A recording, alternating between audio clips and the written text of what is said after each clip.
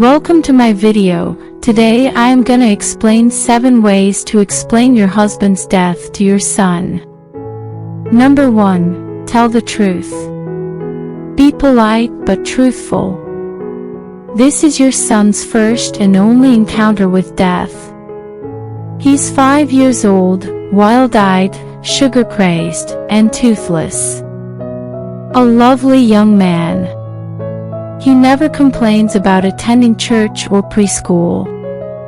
He picks up the toy vehicles in his room without being asked and lowers the toilet seat after using it. Some days it feels like you've won the lottery. He assists you in saying grace at night.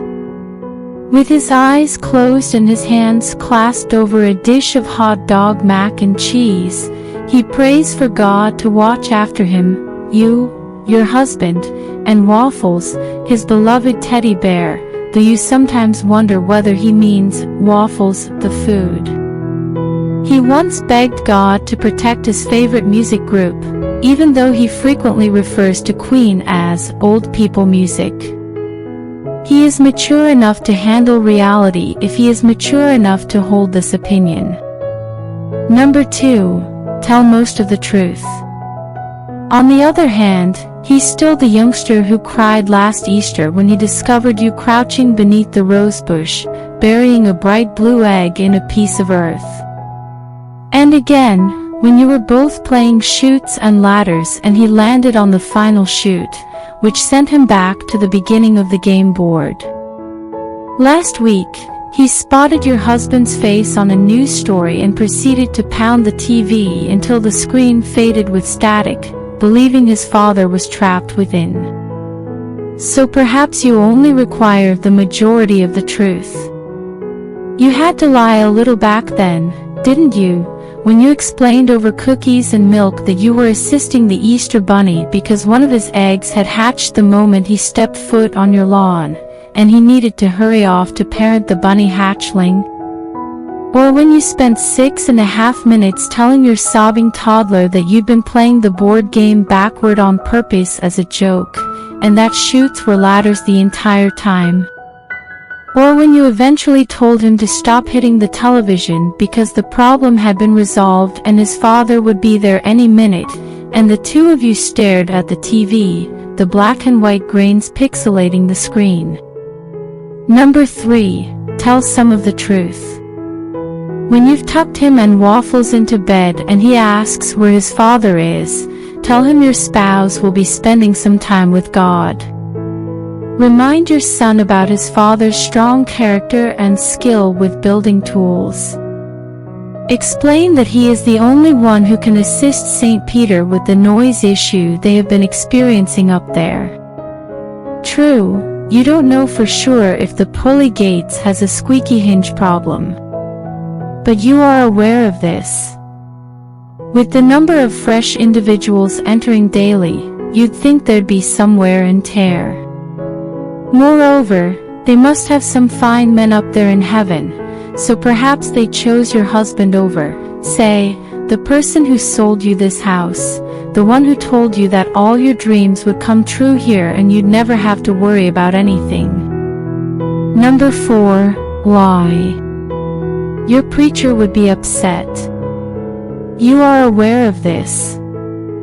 You can imagine his face, sweat-soaked, hard-mouthed, and firecracker red, as he slaps the pulpit and preaches about the 10 Commandments. I can hear the cloudburst of his words spreading across the pews, salvation pouring like rainwater. Thou shalt not bear false witness against thy neighbor.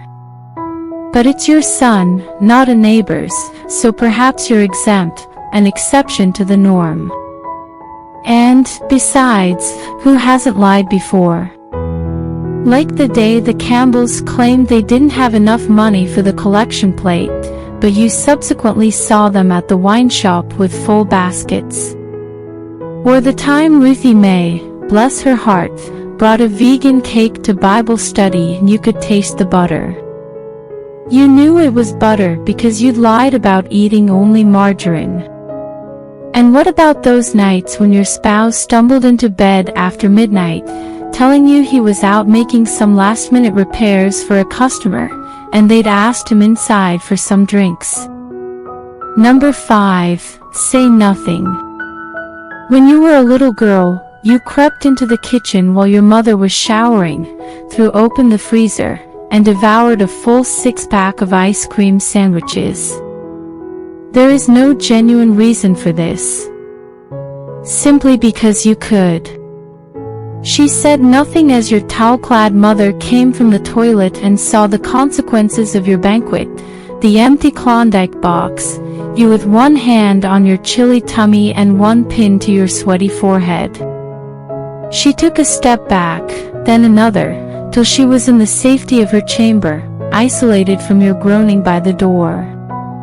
It took you 15 minutes to sit up straight, and half an hour to admit what you'd done. But here's the thing, the ice cream discomfort vanished. It vanished without your mom saying anything. It only took some time. Maybe that's why, when your son asks how long God will need your father's help, you say nothing. Like a poltergeist, you float through the house. Prepare dinner, turn the channel on the television, and remain silent. Your hubby is your ice cream ache. You're waiting for your stomachache to go away. Number 6. Answer his questions. Is Daddy coming back soon? Is the question you've grown to fear. For one thing, it's erratic, with intervals of minutes, hours, and days. You might hear it 4 times in 60 minutes if the two of you are stuck together on the couch. Other times, because of the distracting power of coloring pages and zoo visits, you can go an entire weekend without. Furthermore, he has developed the practice of following up on this inquiry by reminding you that, according to your pastor, Jesus returned in just 3 days, so why is it taking his father so long? You should be grateful if he is paying attention throughout the sermons. It's a minor win. Will he be back in time for my birthday? Is another of his favorites. Can we go to see him instead? Though one night at supper, he surprises you by placing his teddy bear in front of his face, dropping his voice to a grisly tone, and speaking for waffles when he asks, "Will you leave me too?" You have yet to respond positively to any of his questions. Number 7 and the last one.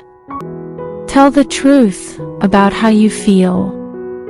Mommy is exhausted. Mommy isn't feeling good. Mommy is suffering from a headache. Mommy is feeling lonely. Mommy requires 5 minutes of quiet time. Might we please have 5 minutes?